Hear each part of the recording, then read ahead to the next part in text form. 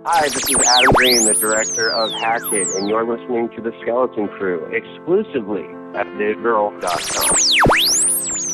Hi, this is Adam Green, creator of the Hatchet franchise, and this is my second time on The Skeleton Crew, so I'm going to be firing my agents right after this. Hi, this is Adam Green, the creator of Holliston, and this is my third appearance on The Skeleton. Are you fucking serious? 3 times. I said after the fucking first time, I don't want to talk to these fucking assholes again. You keep putting me on the phone with the fucking... No, it says Time Magazine. Can you fucking read? Time Magazine. What is it, a fucking blog? It's a MySpace page. It's a MySpace page. Wait, thanks for this. Fuck! I'm in debt, I regret, and I haven't won the lottery yet. At first, into the hole, I ain't got no place to go. Why doesn't anybody want me? Why doesn't anybody need me?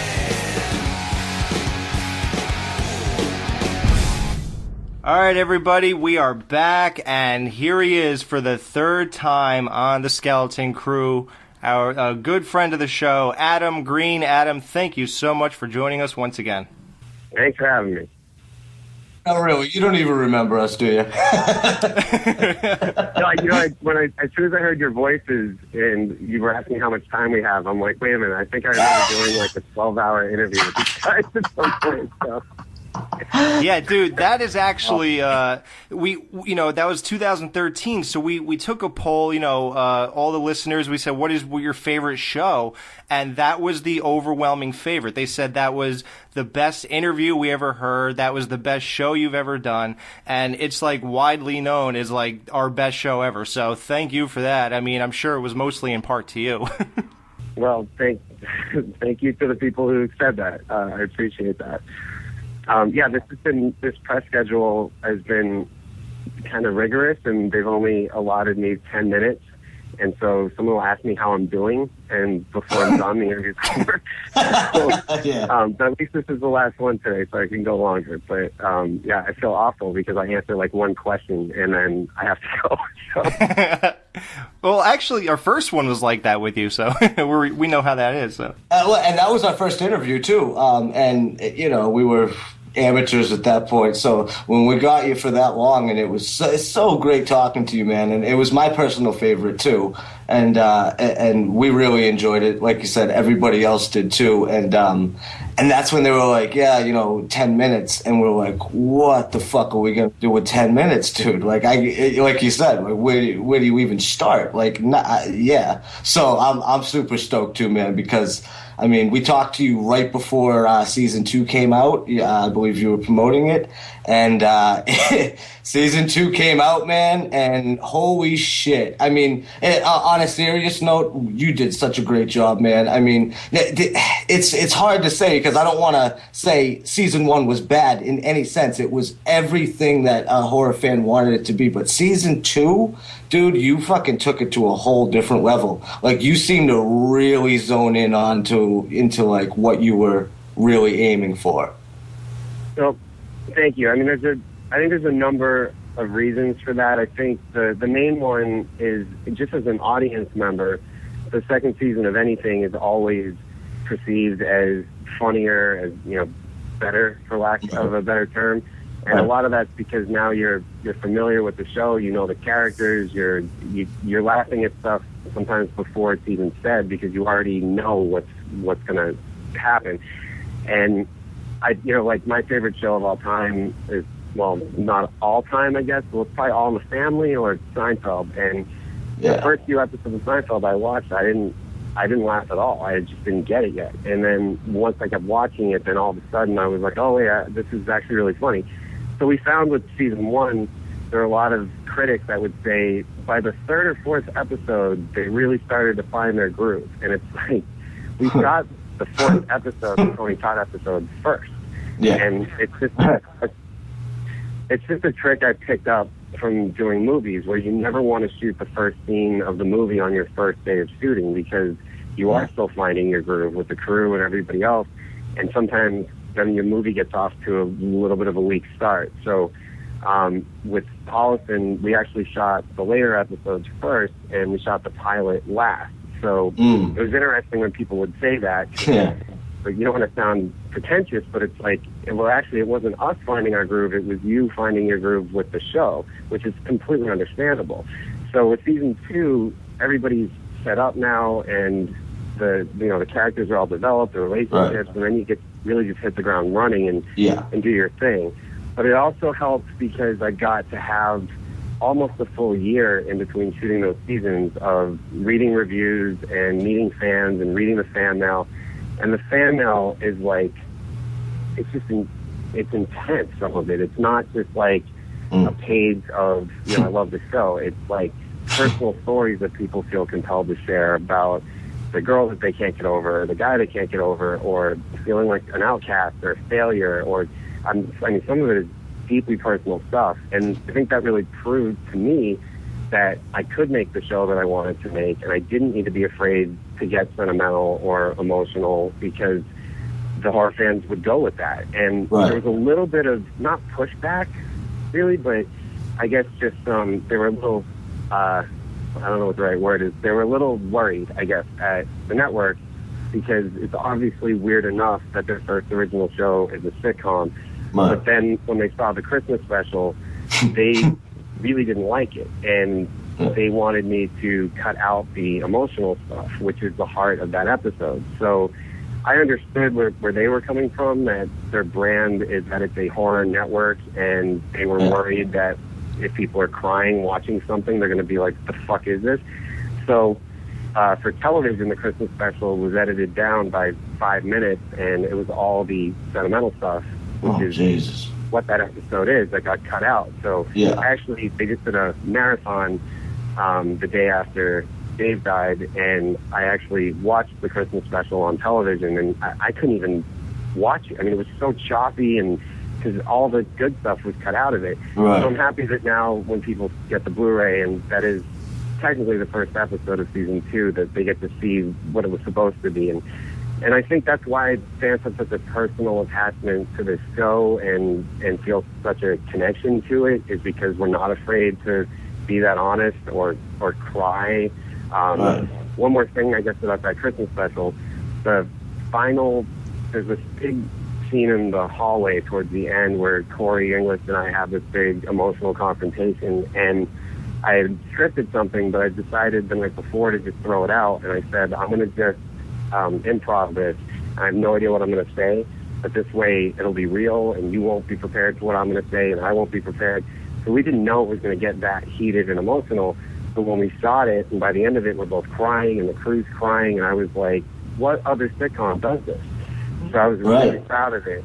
And then when the network said, we got to lose that, I was like, oh, it's killing me. That's the only time they've ever stepped in and requested that we change anything. And I got to give them credit, too, because they didn't have to change it. They were like, look, we're not going to make you do anything, but we would like it if you would take that out. So right.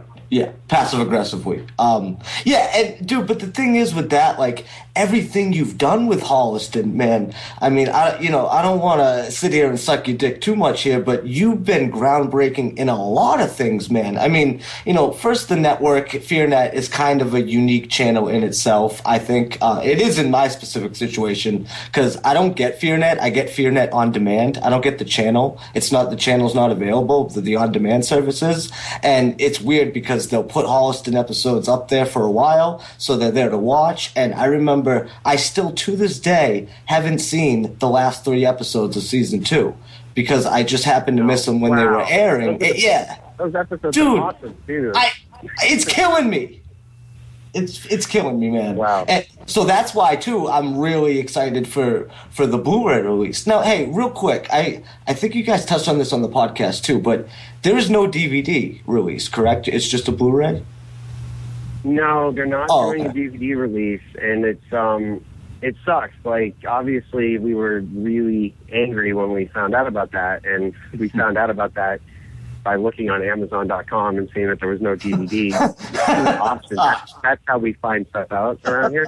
So, but I kind of get it in the fact that DVD is really going the way of VHS at this point, and for Image, the distributor of the digital stuff and Blu-ray and DVD, the Blu-ray of season 1 like far outsold the DVD, and with season 2 there's 340 minutes of content, I think.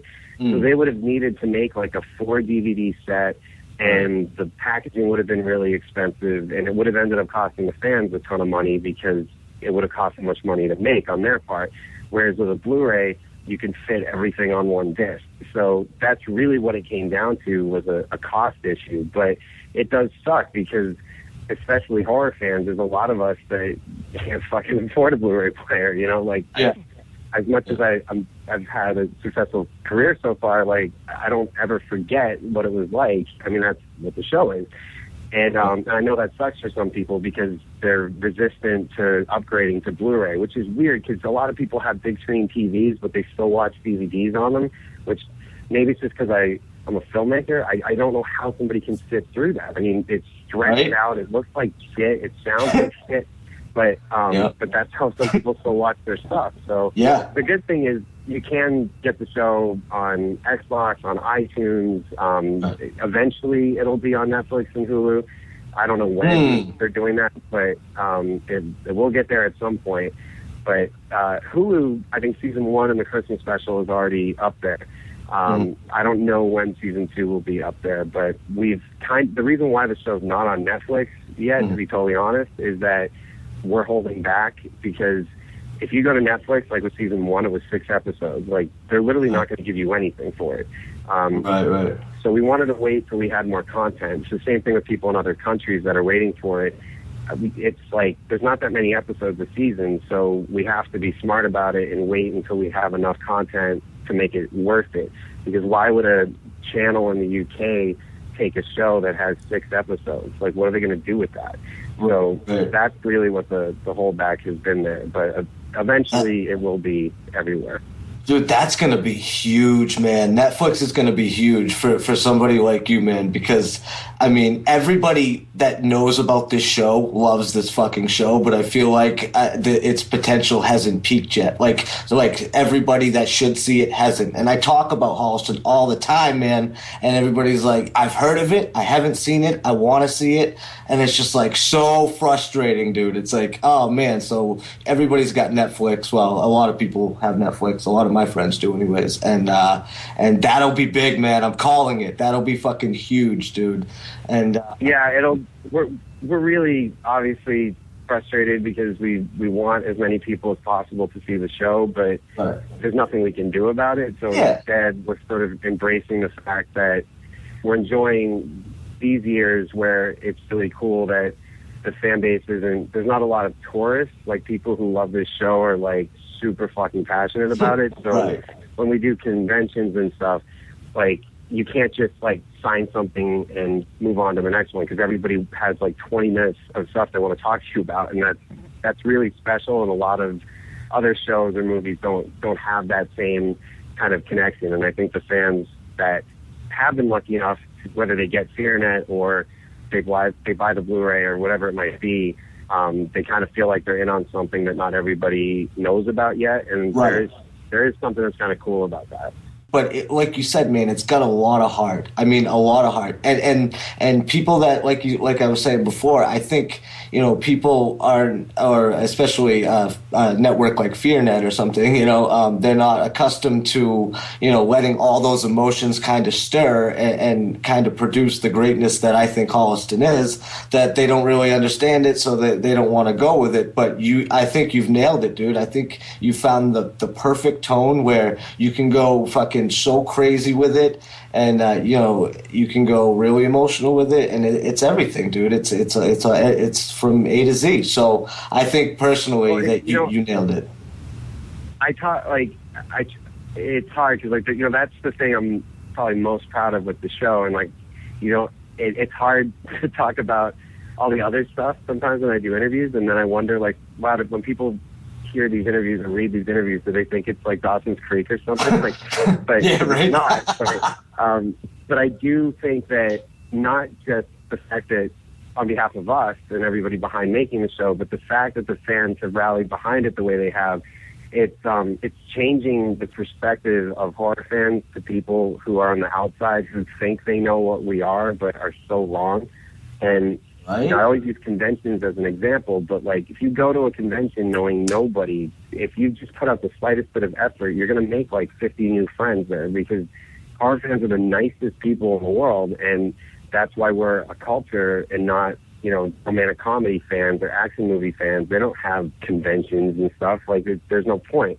But the fact that the fact that horror fans are being portrayed as real people and not sight gags or supporting characters that are all dressed like, you know, black nail polish and miserable and just into blood and gore, but living, breathing people, I think that's changed a lot of people's perspective of horror fans when they watch Holliston. And it's also been cool that when we did a convention in Cincinnati, it was like 17,000 people. And we were so overwhelmed, they had to move us to another like wing of the convention hall. And there was like fire marshals that kept shutting down our line. And meanwhile, like The Walking Dead didn't have that same problem. So that was really cool to see. Nice. Because that's the biggest show in the world. Yeah. But there's so many people that came to the line that were like housewives and families, and they just saw the show because it was on TV, and they don't even like horror movies. So they were really kind of freaked out by the whole convention scene and all these people walking around with blood on them, and like it was new to them. But you'll hear them say things like, yeah, we went and we found that movie Shocker because you guys talk about it all the time and we love it. And it's like, dude, if I can turn more people on to Shocker, then yeah. I know, yeah. For me, like, it must be not only a dream come true, but you must feel like some sense of accomplishment to where this has never been done before. Like, this is never, not only never been done before, but it's good. It's really good. It's poignant.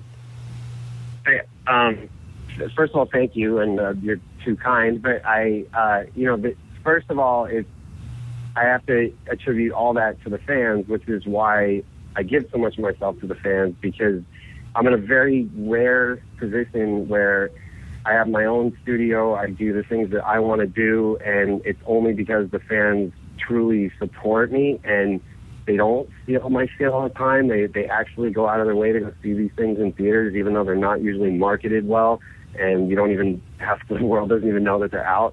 Or they buy the DVD, or they buy the Blu-ray, or they buy the T-shirts, and because of that, I'm able to just keep doing the things that I want to do, and I haven't had to take, you know, a shitty remake because it was a huge paycheck. And look, I mean, to be totally honest, sometimes, you know, you do find yourself struggling with that. It's like, wait a minute, I could go do this studio movie and buy another house and have, you know, all this financial security, or I could go do the thing that I want to do and end up paying to work on it. But I would rather do the things I want to do. And there's very few people that are in that position. And the only reason I am in that position is because of this insane fan base that I have worldwide. So that's huge. But when you mentioned, like, you must just sit back and think, oh, wow, I did this. I just had I think I mentioned this on the podcast, but I never got too into it because it's too long of a story. But I ended up, it's the most random situation, getting to spend an afternoon with Steven Tyler. Oh, yeah. 2 weeks ago.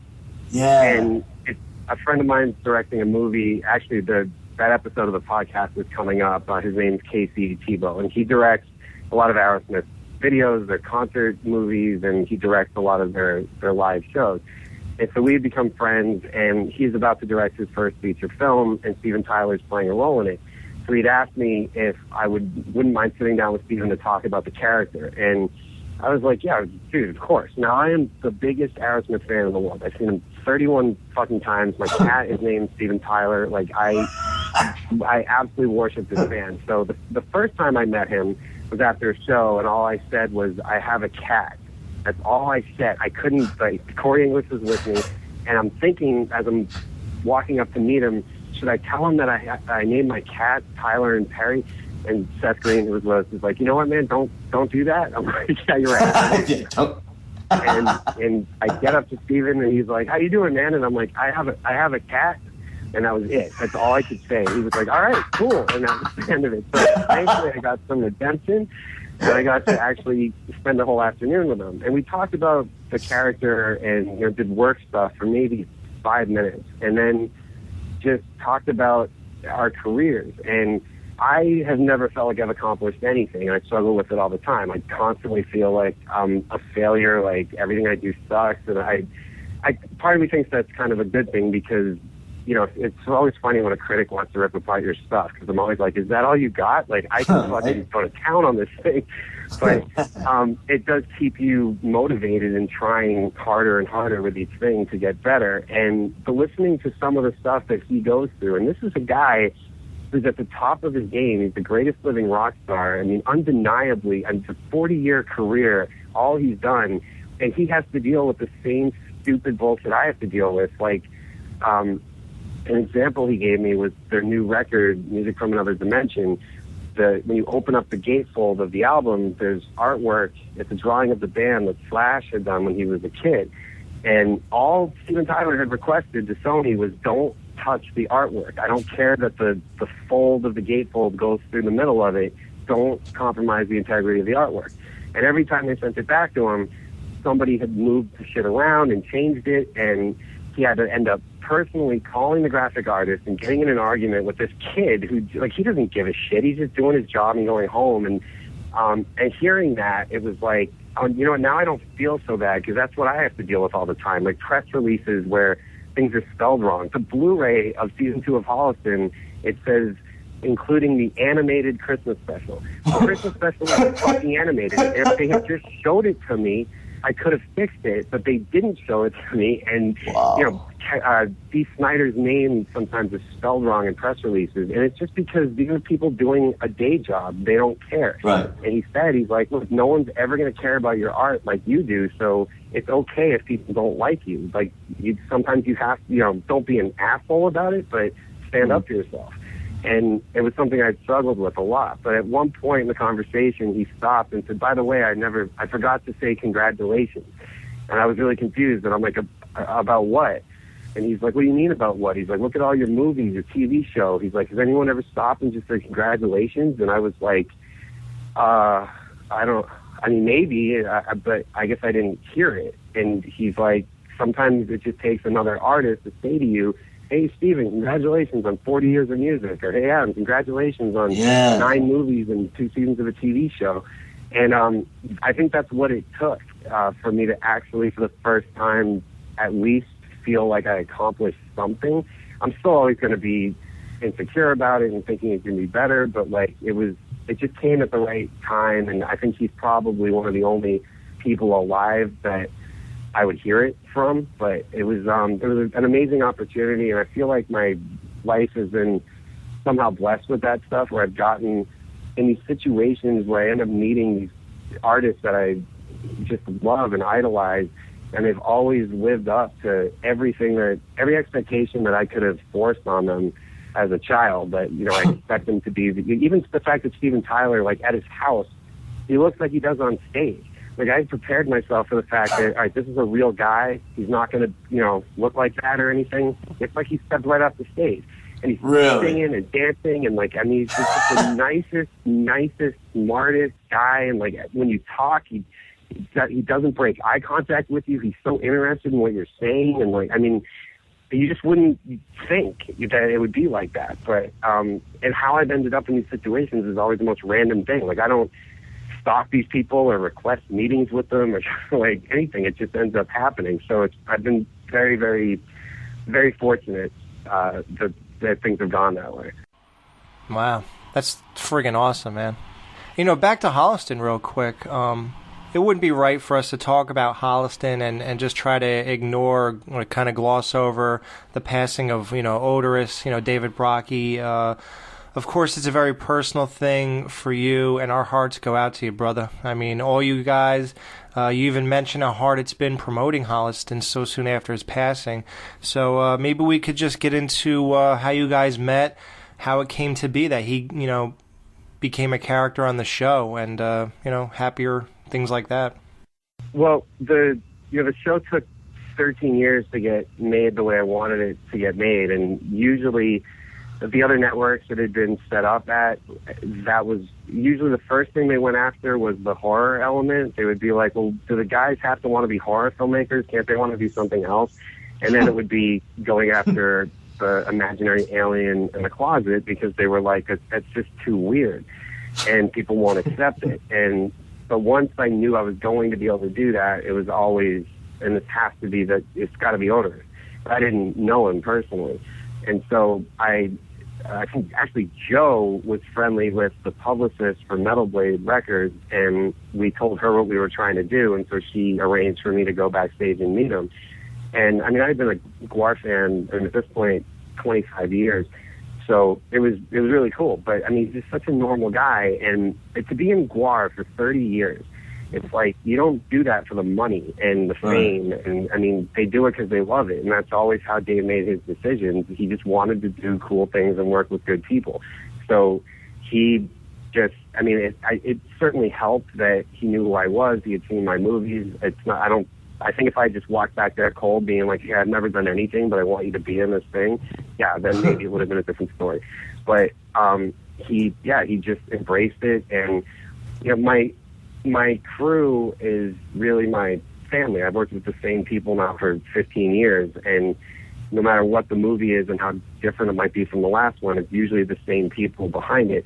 And that, I don't want to use the word tough, but it's sometimes a difficult situation for somebody new to walk into, because, you know, it's like walking into a party where everybody knows each other, but you're the new person. Like, it can be, I could see why it might feel weird, but my crew's also the most welcoming people in the world. And like, if I'm saying like, hey, this is our new family member, everybody's like, I love you.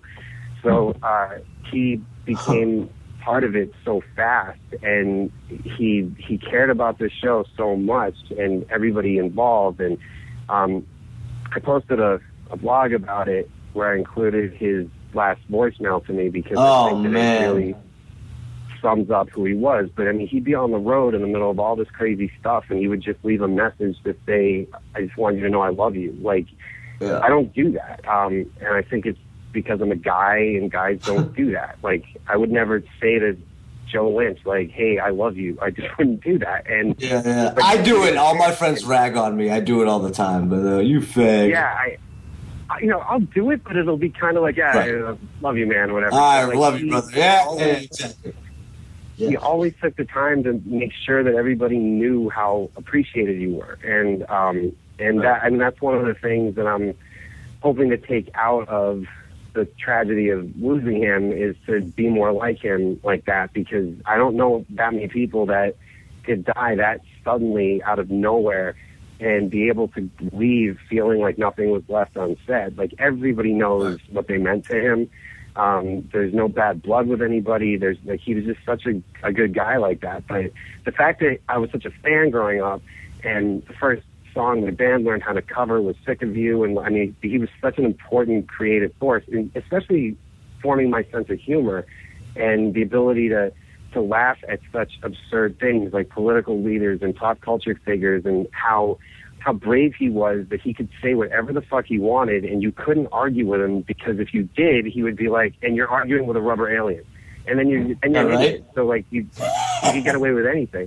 I think that helped a lot. So the fact that he shaped so much of my childhood, and then he ends up playing my guardian angel on the show, and in real life a lot. I mean, he always had trouble sleeping, as do I. So a lot of times he'd call me. It would be like 3, 4 in the morning my time, because he knew I was up, and just to talk about whatever. And so it was a very, very close friendship, and it's been really hard. And I know a lot of people, like a lot of these interviews I've been doing, the question is like, all right, so what happens now with the show? And like, I'm not there yet. I don't know. And like, this is going to take a while to come to terms with. And I gotta straighten out my personal life before I can even attempt to try to figure out the show.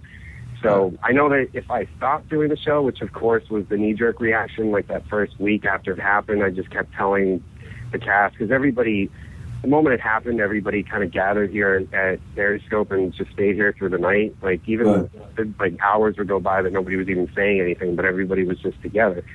And I would say, okay, well, I'm done. Like I don't want to do it anymore, and that's it. And just, you know, that's not the right reaction. He would fucking kill me if that's why I stopped. But I do have 4 movies coming up this year that I'm already signed on to do, so I'm going to do that stuff for a while, and then maybe toward the end of the year see where I'm at and bring everybody back together to start talking about another season. But and it's not even just the Dave thing, it's also the fact that, like you guys were saying, it's so hard to find the show, and a lot of that is because of the way the show is financially put together, where Fearnet doesn't own the show. It's not their show. They just license it from Periscope. Right. So it's another rare opportunity where it's truly an independently made TV show where I own it and I can do what I want with it.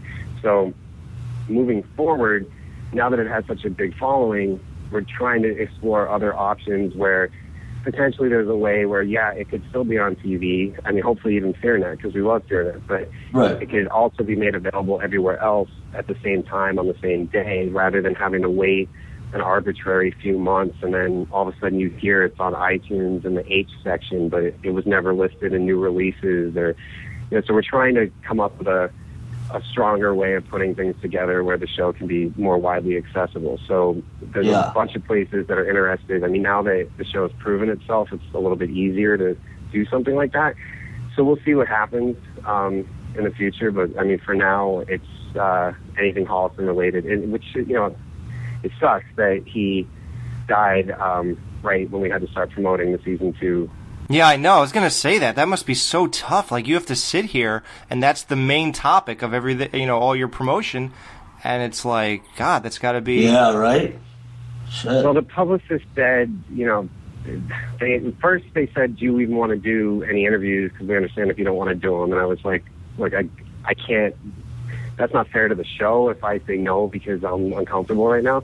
So you got to do it. I mean, it's the same thing with doing conventions or public appearances. Sometimes you're sick or you're dealing with some awful personal shit. You got to turn that off. And I think that's probably a good reason why so many people in this industry are on drugs, because it's really hard to, the ups and downs are so high and so low, and they happen so fast that fucks up a lot of people.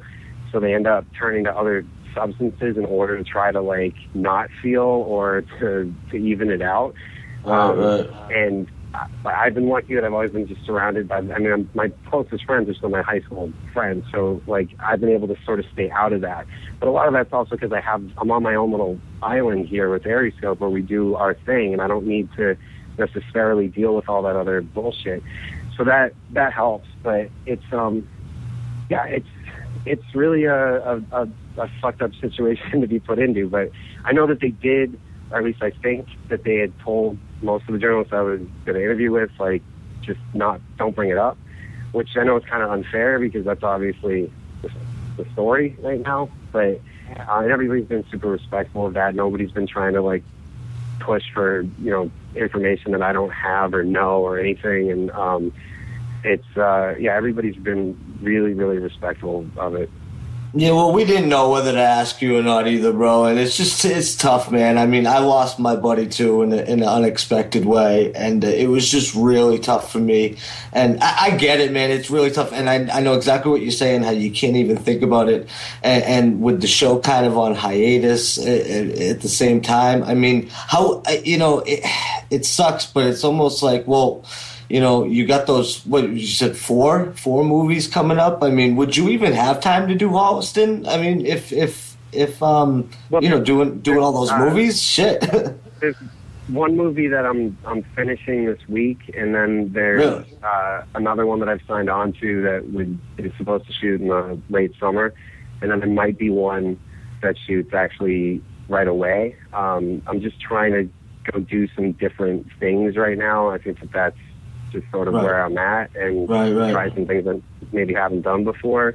Like, one of them is a studio movie, but it just feels like it's the right one for me. But so yeah, I mean, there's always time because I multitask and I don't sleep. Although now seeing what that did to Dave, I'm trying to I'm trying. Like, every year, I'm always like, this year I'm gonna slow down a little bit and I'm gonna sleep. I mean, when we're working on Holliston, if I sleep more than an hour a night, that's like a good night. Like, I'll go what, dude? days without sleeping. Oh, yeah, dude, he told us all this. No, I know. No. When I say, dude, when I think I don't sleep, like, as like 5 hours, and I'm like, I gotta shit sleep. Dude, are you serious? 1 hour? How does that happen? That's normal for somebody to only get 5 hours and be like, oh shit, I'm exhausted the next day. But I've been going at this pace for so long, and it's so I gotta stop at some point. And I had one. I think we talked about this last time. No, because I think we were just starting to shoot season 2. There was a moment on season 2 where I actually passed out on set while we were rolling. I mean, we were in the middle of the scene, an audience and everything. It was a scene in the cable station, and I didn't have that many lines. It was mainly Joe and Dee, and then the next thing I know, I heard cut, and everybody was like laughing, and Sean Becker, who was directing, was like standing next to me. He's like, "Dude, you need to sit down." And I was like, "What?" He's like, "You were asleep. You completely passed out." I was like, "Holy shit!" So that was a kind of a wake up call. But it's just taking on too many things, because season two, and this Chris Columbus movie, if it ever happens, that I'm doing, Killer Pizza. Season 2 and Killer Pizza were being written while I was on set for Hatchet 3, and as much as I wasn't directing, I was producing, which is in some ways even worse, because all you do is deal with problems. That's all you do. Like, at least when you're directing, there's other people that are trying to shield you from the fact that, like, a crew member went home because they had to take a shit, or like that shoot was the worst shoot that I've ever been on, ever. Like, it just, we had everything set up because we shot almost the entire thing in New Orleans, and then something happened, and Dark Sky told us to push a few months, and we ended up pushing into a time when there were 7 other movies shooting down there, so all of the best crews were taken, and we're in a swamp getting eaten alive, and like, it was that one was rough. But I came back from that and then went right into production on Holliston, and it just never ended. So I'm trying to space that out. As I say, I have 2 other movies coming, and I'm going to do it. Yeah, you're really spacing it out. I know, but I'm trying to do them one at a time. Well, did you ever try, like, warm milk, or what is echinacea or something? Like, nothing works. I tried, like, melatonin. I've tried, doctor prescribed sleeping pills and stuff, and like, it'll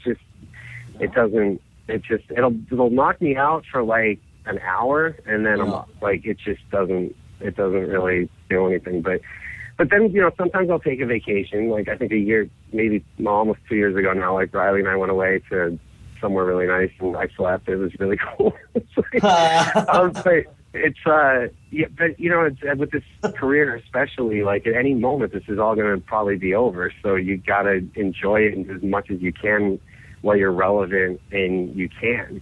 I think with you just keep getting better. I don't think your career is going to ever end, because, like, everything you do, there's a clear progression. There's clear, like, more passion goes into every newer thing, and it's just like, I don't know. I don't think your career is going to end anytime soon, man. Honestly. Well, thank you, but it's, just statistically looking around, it's like those Masters of Horror dinners that they have every 3 months, and you go there, and you're looking at these guys that you idolize, and, like, some of them, like, they can't get anything made right now, and it's a shame, because they're still the genius that they were 20 years ago, so what's the fucking problem? But I think the industry is going through such a huge shift in the fact that, first of all, there's the fact that the audience started only supporting things that they already knew, and they wouldn't see anything that they didn't already know. Yeah, right. 2000s were obscene. I mean, just as Hollywood as an art form should be ashamed of itself. All those fucking remakes. I'm not anti-remake. I like a lot of them, but you got to keep doing original stuff. Like, that's why we're here, and they don't care, because it's become so homogenized, and it's such a business where everything's done statistically and with math, where it's like, this title originally made this much money, so we'll put this actor in from this TV show that's pulling, this share in the ratings every week, and then we'll get this director who did this thing that made this much money. it's nobody's making decisions based on their heart anymore, and I understand it because they're terrified for their jobs. You can't say I just had a feeling about this or I really love this script, because if it doesn't work, you're out of a job and you might never get another one because it's so competitive. So I get it, but then there's also the fact that distribution is changing so much, where now it's really all about VOD. If you're Transformers or Jurassic World or whatever, yeah, you're going to do great in theaters. But unless you're one of those big movies with those marketing budgets, you don't have a chance in hell, and you're just going to lose money by doing theaters. So whereas 15 years ago, if your movie went, as they called it, like straight to DVD, if there was something wrong with the movie or it wasn't a real movie. Now, sometimes, like, I'm starting to find myself trying to argue to not do theatrical and just go to VOD because it's free money. It's like it's a digital signal that they send, and then people press a button and they purchase it. You don't even need to make the DVDs or Blu-rays anymore, because even those don't sell.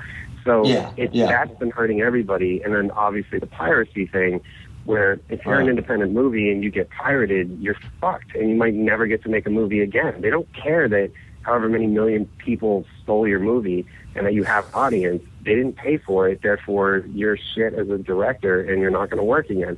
But the fans don't care.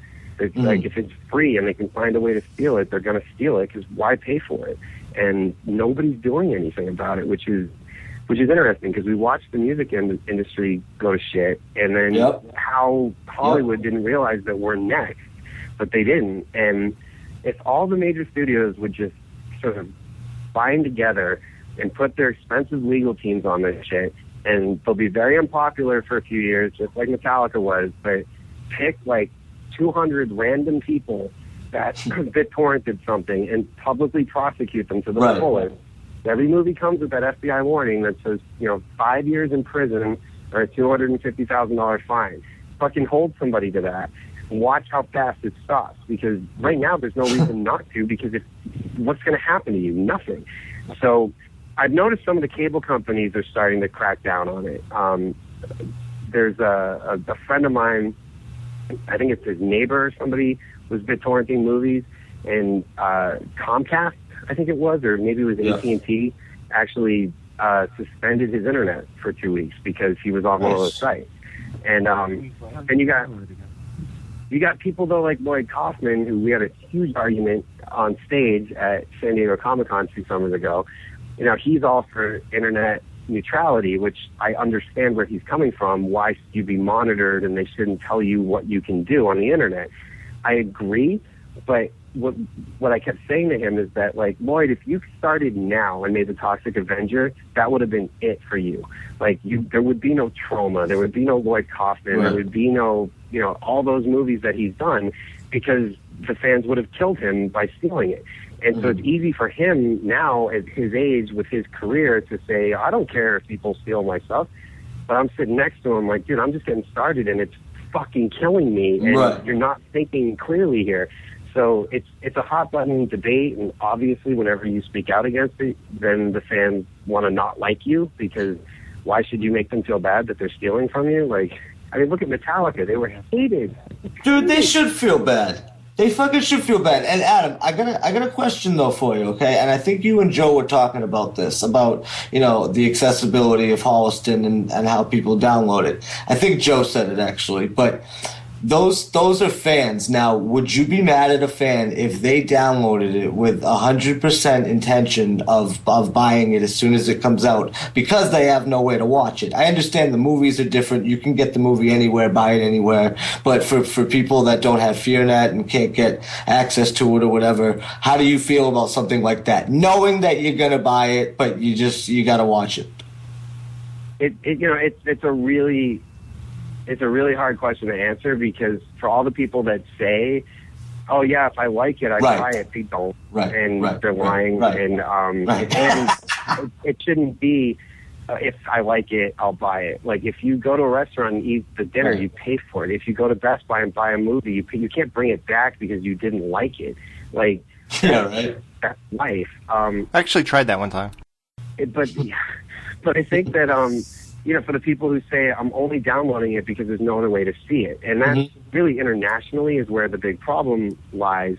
And what I keep trying with each of these movies is saying to the distributor, I know that the fans are anxious to see it and you're anxious to put it out, but first close all your deals with foreign and talk to them, and all of you release at the same time, and you won't have this fucking problem.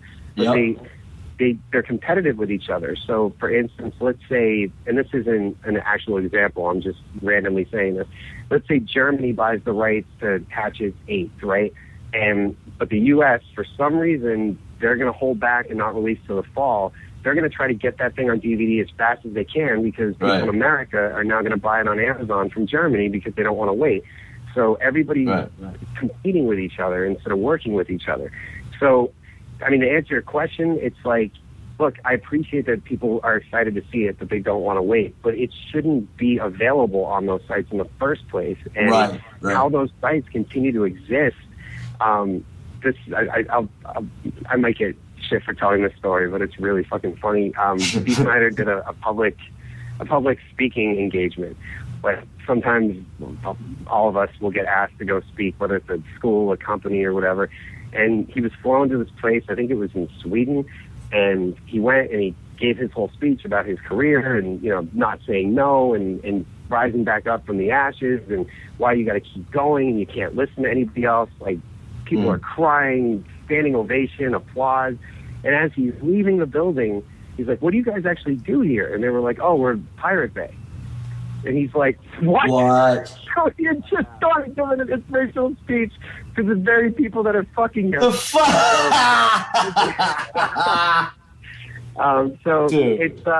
it's hard, and the pirates think that, you know, art should be free, and they don't care what it costs. And you have fans that are like, well, then just, you know, don't spend so much. Well, that's why you get so many shitty independent movies where you can clearly see they had 8 days to shoot it, and it looks like garbage, and they couldn't get real actors in it because you can't get a budget anymore. I'm so lucky that when I made Hatchet, that was in the wake of Saw and Cabin Fever and movies that were made for $1.5 million, which now is like unheard of. That's a huge budget now. And I remember thinking at the time, I'll only have to do one of these, and then it'll be, you know, $7 million, $10 million. Just the Hatchet movies alone, the first one was 1.5, the second one was 800,000, even though it's twice the size of the first one. And then the third one was only 650,000, which is the biggest of all of them. Although we shot in Louisiana, so we had the tax incentive that got it back up to 800, so it was a little, you know, at the end of the day, it was the same budget as the second one, but that's because of piracy. Yeah, but you know, it's also years later, so things go up, but you still had that 800,000 budget. Yep. So it's hard. It's really, really hard, and it's so unpopular to talk about publicly, and the fans hate you if you say anything about it, and they'll all give their entitled reasons why it's okay, and they will make better movies then. If you know, it's just like you can't. Yeah. And that's the hardest thing about this is you can't fix people. This is society now, and there's this. I don't want to sound old, but like there's this younger generation that is so entitled to anything. Whatever they want, they feel like they should have it, and they should have it instantly, and they should pay for it. And I think some of that's due to like social networking. I think because now everybody feels so important that you have to tweet what you just ate or that you just took a shit.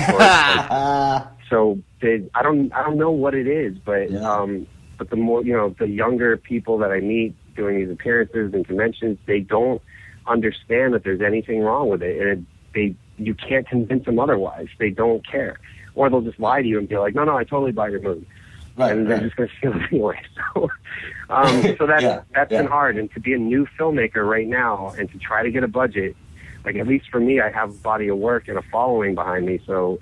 At least I have that leg up. But if I was just starting now trying to make Hatchet, it would never get made. Never. Yeah, well, you know what the big argument, everybody says, well, dude, I make freaking $8 an hour and you just got paid $100,000 to direct the movie, so fuck off, you know? Yeah, but what they don't realize is you didn't get $100,000 to direct the movie.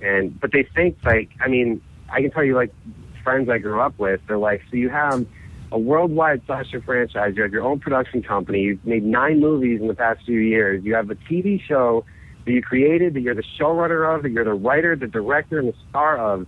You must have $20 million in the bank. It doesn't work like that. Maybe it did a long, long time ago, but it doesn't work like that at all. And you also got to remember, like, let's say you did get $100,000 to direct a movie. That $100,000 has to now last you 2 years.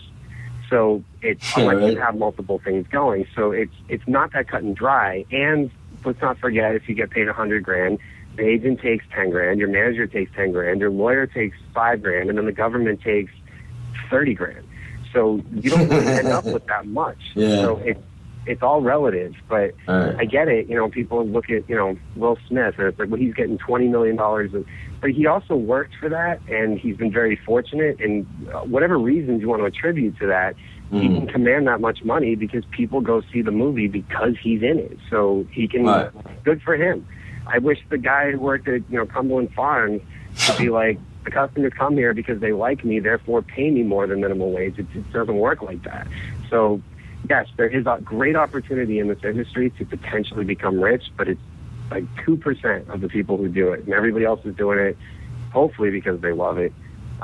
Maybe there's some that if you go into this industry because you think you're going to be rich, you're a fucking idiot. And I mean, I'm one of the fortunate ones. I've done very well for myself, and I have a very great career, and I'm very lucky.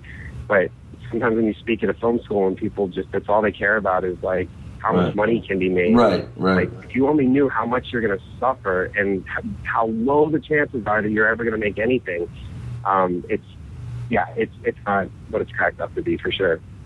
I think a lot of people have a skewed view of what actually goes on. And that's why, you know, with your career, like you said, I mean, dude, that's gotta, you kind of appeal to a wide variety of people just by the nature of your movies and your TV show in itself. You know, you got Frozen, and dude, so many people love Frozen. Like they don't. Oh yeah, you know what? It just came out on Blu-ray last week. It was awesome. Like that part, Adam, where you have the guy singing to the snowman.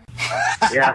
That's the best part of the movie. What is it? Do you want to build a snowman? Oh my god, dude. That was really hard to shoot. Did you write that, or is that Joe Lynch? That was Joe Lynch. Anything good was Joe in that movie, but yeah, I just take the credit for it. Yeah. I just think it's a wide variety of work, man, and it's great. It must feel awesome to have that kind of success. And yeah, it's not financial, but I mean, you seem like you're pretty happy just by the nature of having all your projects come to life. I mean, you know, horror fans, you know, I don't like to be pigeonholed as like just the horror guy. Like me and Alex talk about it all the time. Like we have a lot of other interests, you know what I mean? And it's just you get to incorporate so much into your career where you're not just the slasher guy, you know, you're definitely not just the survival horror guy. I mean, but dude, Frozen is a masterpiece. No, he's also the sappy guy in the hallway with the Britney Spears girl. And that's what my girlfriend says. She always says she looks like Britney Spears. He should do a bit where she is insane or something, and she thinks she's Britney Spears for an episode or something like that. Is Britney Spears so relevant with the people know who she is? I don't follow that. But yeah, you know, it's the other thing too. I mean, for anybody who listens to this who wants to do this, or anybody who's doing this who wants to have the same type of career path I've had, it's a lot of risk, because I knew that if Hatchet worked, I would be the slasher guy for the rest of my life. So I directed Spiral for free and went into debt. But that set me free, because especially within the industry, when people saw Spiral, they were like, oh, wait, no, he's not the slasher guy. Then I did Frozen. So it would have been very easy off of Hatchet as a sample to jump on one of these slasher remakes and make a ton of money and just keep going down that path because it paid. But I kept trying to constantly do the things I wanted to do, even if it meant not getting paid. And just to be clear too, like, I don't want to like lie to anybody. It's like I do very well, but it's like, and especially, you know, relatively speaking to like the average person or whatever, I do incredibly well, and I'm very fortunate and grateful for that. But it took a long time, and there's always that fear of what's going to happen if the next movie pushes or doesn't pull through. But I completely understand, like, when I'm talking to friends I grew up with, and they're like, so you have all this stuff, and, oh, you just got a new BMW, really? Okay, so, and you're trying to tell me that you're struggling? And it's like, no, I'm not struggling anymore. Right. But it took a long time, many movies and stuff to get here. Whereas I think in like the 80s, if you had one hit movie, you had a house in the hills. Like it's just it's just different now. But it's also I'm sure there's plenty of opportunities that I didn't take that would have provided all that stuff quicker or whatever. But at least when I go, I think I can look back and be like, you know, regardless of what anybody thinks, I'm proud of all this stuff. I'm glad that I did it. Right. So that's really, and, you know, again, to sort of bring it back around again to Dave, it's, you know, he didn't do Gwar for the money, and he didn't die with Steven Tyler's money. I can tell you that. But that's what he wanted to do. And sure, he had the musical talent and the ability to, if he wanted to, he could have just tried to write something that would have been on the radio. Like, he didn't want any of that. And I think that was really cool. Yeah. Wow. They cut off heads and have blood spurt all over the place. I mean, dude, Gwar's awesome, man. Yeah, and I gotta say, Adam, too, just the way you were talking, man, and everybody's gotta check out that blog piece that you did, man. One of the nicest things I've ever read, man. I got really choked up reading that. I actually at that time I couldn't hear the voicemail. I don't know if it was just my computer or what, so I didn't get to hear it, but anyways, I quickly realized that you were really close with him, man. So, you know, we're really sorry for your loss, dude. Like I said, I know how you feel. It sucks, man. But I feel like, you know, just from an outside perspective, clearly I don't know you personally. I've never met you face to face or anything, but you seem like a strong-willed human being. You know, you seem like you definitely, if anybody can make it through something like that and honor his memory, you know, when Holliston does come back, and I say when because it will,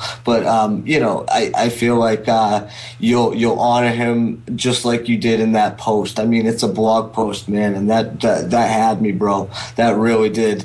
Even when you make fun of people that say bro, sorry, I say bro all the time, but I do it, man. I know I'm a fucking douche, but it's anyways, different when you're having a conversation with somebody than when you're the type of guy who just, yo, hey bro, where's the like, don't call me bro. Yeah, I'm not your bro. What are you, fucking Revere? Yeah, I know, right, dude? I am from Falmouth, so. You know, speaking of what you just kind of mentioned, Dan, Adam, you know, you talked about the convention thing. I have tons of them over here in Jersey, and you're never at any of them. So I guess I'm just curious. Are you ever going to be at Monster Mania or Chiller Theater? Yeah, it's so weird because, like, I know those are like some of the best ones. It's just never the timing's never worked out. Whenever they've asked, I've always been in production or already somewhere else, so it just hasn't happened. I'm trying to not do any this year because I toured for 9 months last year in between doing all the projects, and then I would just like get on a red eye, go to a place, do the thing, and then get back on the plane. So I only do them when I have something specific to promote because I don't charge for my autograph. So there's no. Oh, you didn't know that? Oh, fuck, I don't know that. You never been to Chiller or Monster Mania. Dude, the dude with the fucking machete stuck in his head from Dawn of the Dead, who was in the movie for 3 seconds, charges $20 to sign his autograph. I've never charged my autograph. I don't believe in that. I don't do it. And so awesome. It's a problem with some of the other celebrities that are appearing at these things, where when they see that, they'll complain to the convention that they want me moved out of the room somewhere else, or because it obviously, because what happens is somebody will come up to me and be like, oh, you know, will you sign these 10 DVDs? Or I sign them all and take the picture, and they walk away. But then they go to the next person and they're like, well, Adam Green doesn't charge, and you're zombie number 3 and whatever. And, you know, so I get it. And the thing is, I understand why people charge. Like, that's, for some of them, it's the only way they even make a living at this point, and they earned the right to do that. And I'm not shitting on it at all, but I only do those when I'm there to promote something that's about to come out, and so I'm there to try to, you know, thank the fans for supporting it and tell people about it, and that's it. So that's the other reason why I don't do that many of them, because to go and sit at a table for 3 days when you're not promoting something actively and you're not charging for your autograph. I mean, like, I lost a ton of money last year doing those. Yeah, right. Because it's like sometimes the convention will at least pay for your air travel or the hotel room or the studio for the project that you're putting out. They'll cover that cost, but there were a lot of them, especially with Holliston, where the network would be like, look, we don't have any money. If you want to go promote it, you guys can go promote it, but we can't help you. So we would pay for that stuff ourselves. And then and living in LA, if you want to take a cab to LAX, at minimum that's $80, if not $100. Or if you want to park your car, it's like $200 for the weekend. Wow. And food and then everything else. So it's like you do so many of these things and it just keeps adding up and adding up. So and I also don't want to become one of those relics on the convention circuit who's always there. So that's another reason why I don't do them. So that's really it. But yeah, I would love to get to Musclemania or Chiller or one of those ones at some point, and hopefully it'll line up. But as far as I know, I'm trying to not do any of them this year. I think San Diego Comic-Con is the only one that I always do, but I've been going to that just as a fan for 10 years now. So that's like and that one's such an industry-driven thing. Like you sort of have to be there. The whole town shuts down for Comic-Con. Right. So that's a big one. But that one's also, I don't know if you guys have ever been, but it's like, it's crazy. I mean, it takes days to actually try to see everything. Really? And some of the panels, people sleep outside for like 2 or 3 days on the sidewalk just to get into the panel hall, which holds like 8,000 people. Like that's how big that place is. So I think last year there were 400,000 people that showed up there. So it's that one's absolutely incredible. But hopefully someday I do get the one in the New Jersey area. Well, and as much as people want to see you too, man, I'm sure they want to see movies too. So I mean, tell them to shut up and wait, because you got 4 flicks that you're possibly starting here. So here we go. You can't have it both ways. The fans are really good about that too. Like when they're like, "Oh, can you come to Blood and Guts weekend in Kentucky or whatever it might be?" It's like, well, no, but because I'm making a new movie, and they're like, "Oh, cool, yeah, great, don't come." Like, so it's it's not like I'm not coming because I don't want to or I have something better to do or whatever. Like I don't really have a social life at all. Well, dude, but clearly, some of the funniest things is when people are like, "I just would love to go party with you and Lynch just once." Like a party with us is like watching a movie, both falling asleep within 20 minutes and like drinking Diet Coke. Like that's a party. There's this perception that we must be so fun to hang out with or whatever. When it's really not. It's not fun at all. So you're not missing anything. I beg to differ, because that's what we're doing now, I think, and I'm having a fucking blast, dude. So yeah, exactly. I was gonna say, but definitely, man. In the midst of this fun, you're here to promote Holliston, and you did a really great thing for season 2 with the Blu-ray. If you buy it directly from your site, you guys autograph it, right? Yeah, if you buy it from AreaSales.com, it comes with my autograph and Joe Lynch's autograph, and if you pre-ordered it, then it's going to come with a third cast member's autograph. That's a surprise. So just as an incentive to get people to pre-order it, which is the response to that has been amazing. So I think, in terms of profit, we probably only actually make a couple bucks or something like that. And then people are like, well, if you're signing it, you could be charging like $40 a copy or $50. It's not about that. It's like, and all the money goes towards the studio here at Ariascope. It just keeps the rehearsal space open, the lights on, and so it doesn't go into anybody's pocket. Same thing with the T-shirts, the posters, everything we sell. Like, if any profit that's made, because if you look through the site, like, everything is super affordable. So we just want the stuff to go to the fans, and whatever money is made just goes towards keeping the studio open. So it's a good deal. Yeah, you wouldn't believe this. One person was actually worried. They said, wait, but if he signs it and I open it, I'm going to tear off the plastic that he signed. Oh, you saw that? Yeah, we open them first, and then we sign the inside of the cover. But, wow. You know what? I do get it, though, because I remember thinking, like, well, wait a minute. Aren't they going to feel like it's a used copy if it doesn't come with the cellophane wrap on it? But well, then how else are you supposed to sign it? Because if you sign the outside of the wrapping paper, then what? Yeah, we do sign the actual cover of the DVD. Nice.